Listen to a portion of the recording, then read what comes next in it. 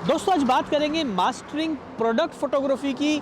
अब आज मैं आपके साथ एक पूरी प्रोफेशनल सेटअप गाइड शेयर करने वाला हूं और कुछ बहुत ही इंपॉर्टेंट टिप्स, क्योंकि जब आप शूट करते हैं किसी भी प्रोडक्ट को तो वहां पर आपको चाहिए होती है काफ़ी अटेंशन, काफ़ी डिटेलिंग। और जब आप अच्छी डिटेलिंग के साथ में, अच्छी फिनिश के साथ में प्रोडक्ट्स को शूट करते हैं तो आपका क्लाइंट जो है वो काफ़ी खुश होता है और एज अ प्रोडक्ट फोटोग्राफर जो है आपका करियर भी काफ़ी तेज़ी से आगे बढ़ता है। तो आज हम बात करेंगे उन 9 टिप्स की। अगर आप इन 9 टिप्स को अच्छे से फॉलो करोगे, इस गाइड को पूरी फॉलो करोगे, तो आप देखोगे कि आप ना केवल अच्छा एक अपने लिए प्रोडक्ट फोटोग्राफी सेटअप तैयार कर पाओगे, बल्कि आप बहुत ही बेहतरीन पिक्चर्स निकालने में कामयाब होगे। तो आज इस वीडियो को आप एंड तक ज़रूर देखिए, बहुत ही काम का वीडियो। लेकिन उसके पहले मैं आपसे सिर्फ ये कहना चाहूँगा, अगर अभी तक आपने मेरा चैनल सब्सक्राइब नहीं किया है तो प्लीज़ मेरे चैनल को कर दो सब्सक्राइब, क्योंकि जब आप चैनल सब्सक्राइब करते हो तो दिल को लगता है बहुत ही अच्छा। Tip number 1, choosing the right studio space. अब स्टूडियो स्पेस बहुत ही इंपॉर्टेंट रोल प्ले करती है प्रोडक्ट फोटोग्राफी में। अब प्रोडक्ट्स अलग अलग तरीके के होते हैं, जैसे कि कई बार आप देख रहे हो कि मैंने यहाँ शूट किया है साड़ीज़ का, सलवार या कुर्तीज़ का, या अलग अलग तरह के गारमेंट्स का, तो उसके लिए आपको स्टूडियो स्पेस अलग तरह का लगता है। लेकिन जब आप छोटे छोटे प्रोडक्ट शूट करते हैं तो वो सारे प्रोडक्ट्स आप एक टेबल के ऊपर भी शूट कर सकते हो।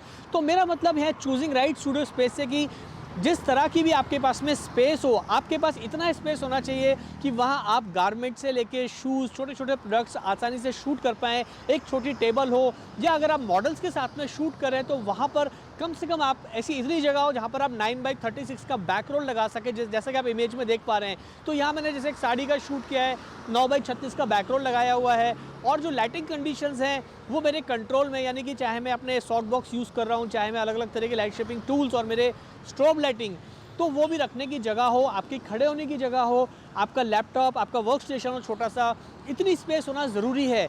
तो आप जिस तरह की भी प्रोडक्ट फोटोग्राफी करना चाह रहे हैं या अभी आप शुरुआत कर रहे हैं तो आप एक टेबल पे भी अपना प्रोडक्ट फोटोग्राफी का स्टूडियो लगा सकते हैं। ज़रूरत है आपको ठीक से स्पेस चुनने की और सही जगह पे अपने स्टूडियो को सेटअप करने की। Tip number 2, invest in high quality equipments. अब इससे मेरा मतलब ये है कि दोस्तों, अगर आपको रियल में एक प्रोफेशनल प्रोडक्ट फोटोग्राफर बनना है तो यहाँ पर आप हाई रिजोल्यूशन कैमरा के अंदर इन्वेस्ट करिए। यहाँ पे आप जो है अच्छे ट्राईपॉड में इन्वेस्ट करिए। यहाँ पर आप वैरायटी ऑफ लेंसेज के अंदर जो है पैसे इन्वेस्ट करिए। जैसे फॉर एग्जांपल, जब मैं छोटे छोटे प्रोडक्ट शूट करता हूँ तो मैं यूज़ करता हूँ मेरा निकॉन का 105mm f2.8 macro lens.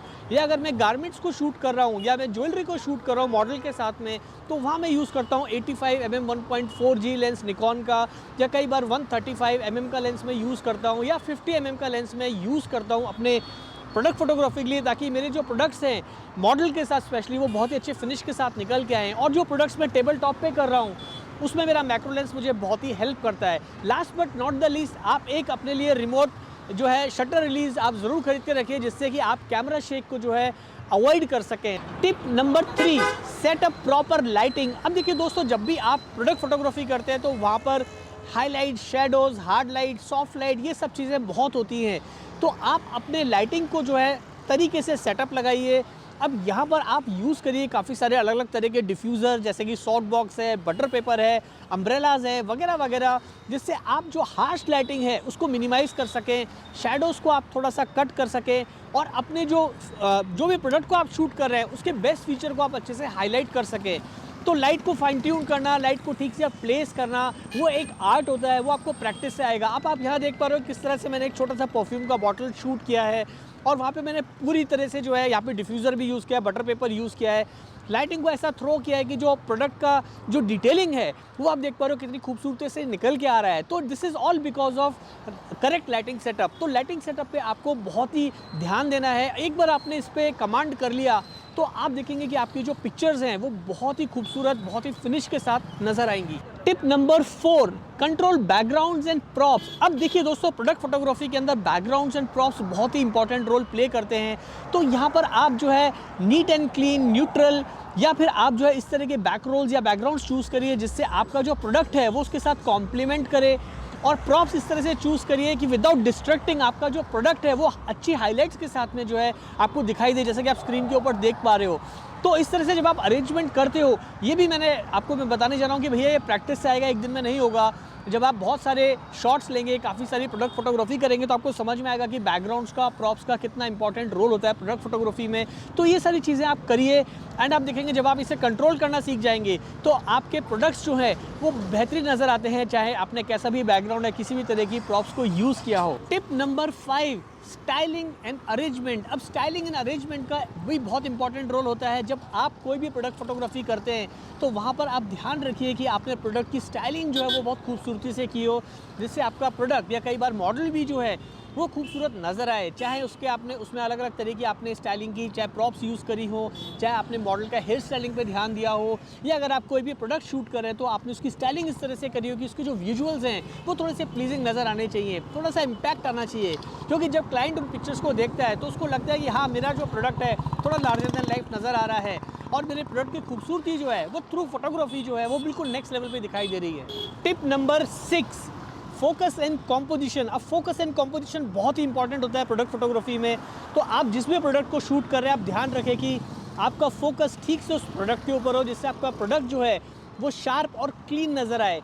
Similarly अगर आप कंपोजिशन पे ध्यान देंगे तो आप देखेंगे कि जो आपकी पिक्चर्स हैं वो बहुत ही फ्लैटरिंग नज़र आएंगी, जल्दी से कनेक्ट बना लेंगी जो भी देख रहा हूँ पिक्चर्स को। तो यहाँ पर उसके लिए आपको अलग अलग एंगल्स को ट्राई करना पड़ेगा जिससे आपको बेस्ट एंगल के शॉट्स मिले। तो यहाँ पर आप ऐसा नहीं कि सिर्फ एक ही एंगल पे शूट करें, अलग अलग एंगल बना के जो है नई नई कंपोजिशन बनाइए, नए नए फ्रेम्स बनाने की कोशिश करिए जिससे आपकी पिक्चर्स हैं वो शानदार नज़र आए। तो फोकस और कंपोजिशन पे खास तौर पे आपको ध्यान देना है। टिप नंबर 7, अब टिप नंबर 7 है दोस्तों पोस्ट प्रोसेसिंग। अब पोस्ट प्रोसेसिंग बहुत ही इंपॉर्टेंट जो है, ये भी एक पार्ट होता है प्रोडक्ट फोटोग्राफी का। तो यहाँ पर आप इस तरह के एडिटिंग सॉफ्टवेयर चुनिए जो कि आपके फ़ोटोज़ के कलर्स को एनहांस कर सके, इम्परफेक्शंस जो आपकी फ़ोटोज़ में उसको रिमूव कर सके और आपकी जो पिक्चर्स है उसमें ज़्यादा से ज़्यादा फिनिश लाने की कोशिश कर सके वो सॉफ्टवेयर। तो मैं अपने केस की मैं बताता हूँ दोस्तों, मैं 3 सॉफ्टवेयर यूज़ करता हूँ। मैं यूज़ करता हूँ कैप्चर वन प्रो मेरी रॉ इमेज को प्रोसेस करने के लिए, इससे मैं जो कलर्स को, वाइट बैलेंस को और जो भी मेरे इनपरफेक्शंस हैं in terms of exposure, in terms of any kind of mistakes जो मैंने शूट के दौरान की, उन्हें करेक्ट कर सकूं। या कभी कभी मैं यूज़ करता हूं दोस्तों लाइट रूम। तो लाइट रूम भी जो और Capture One Pro almost similar software ही है जो आपको बेसिक आपकी रॉ इमेजेस को प्रोसेस करने के काम आता है। उसके बाद मैं यूज़ करता हूँ दोस्तों फोटोशॉप। अब फोटोशॉप जो है वो काम आता है मेरे इमेज को एनहांस करने के, फ्रेम्स को जो है ठीक करने के, और जो भी इम्परफेक्शंस हैं चाहे मॉडल की स्किन में या मॉडल के हेयर में या किसी भी तरह के, या क्लोथिंग में या किसी भी प्रोडक्ट के अंदर। तो फोटोशॉप एक बहुत ही अच्छा एक सॉफ्टवेयर है। तो आप इन 3 सॉफ्टवेयर को ट्राई करिए एंड आई होप आपका जो पोस्ट प्रोसेसिंग वर्क है वो बिल्कुल नेक्स्ट लेवल पे जाएगा। टिप नंबर 8, अब टिप नंबर 8 है दोस्तों कंसिस्टेंसी। स्पेशली अगर आप ई कॉमर्स प्लेटफॉर्म के लिए या आप ई कैटलॉग शूट कर रहे हैं जहाँ पे आपको काफ़ी सारी प्रोडक्ट्स की काफ़ी सारी इमेजेस लेनी पड़ती है, तो वहाँ पर आप एक कंसिस्टेंसी मेंटेन करिए अक्रॉस ऑल द प्रोडक्ट्स, ताकि आपके जो प्रोडक्ट्स हैं वो बहुत ही एक सिमेट्री में बहुत ही एक तरीके से नज़र आएँ। तो कंसिस्टेंसी बहुत ही इंपॉर्टेंट जो है वो भी रोल प्ले करती है। तो आप इन चीज़ों को आप इन छोटी छोटी चीज़ों को जब आप सीखेंगे तो आप देखेंगे कि आपकी प्रोडक्ट फोटोग्राफी में बहुत ही फिनिश आ रही है, और जब क्लाइंट भी सब पिक्चर्स देखेगा तो डेफिनेटली वो आपके काम को अप्रिशिएट करेगा। Last but not the least हमारी 10th टिप रहेगी दोस्तों, वो रहेगी टेस्ट शॉट्स। अब टेस्ट शॉट्स बहुत ही इंपॉर्टेंट होते हैं किसी भी फोटोग्राफर के लिए। जब आप प्रोडक्ट फोटोग्राफी कर रहे हैं तो आप बिल्कुल भी एक्सपेरिमेंट करने से मत डरिए। आप काफ़ी सारे टेस्ट शॉट्स निकालिए, काफ़ी अलग अलग सेटअप्स को ट्राई करिए फाइनल सेटअप से पहले, जिससे आपको पता लगेगा कि आपको कहाँ का इंप्रूवमेंट की ज़रूरत है और कौन से टेस्ट सेटअप के अंदर जो है आपको बेस्ट फ़ोटोज़ मिल रहे हैं।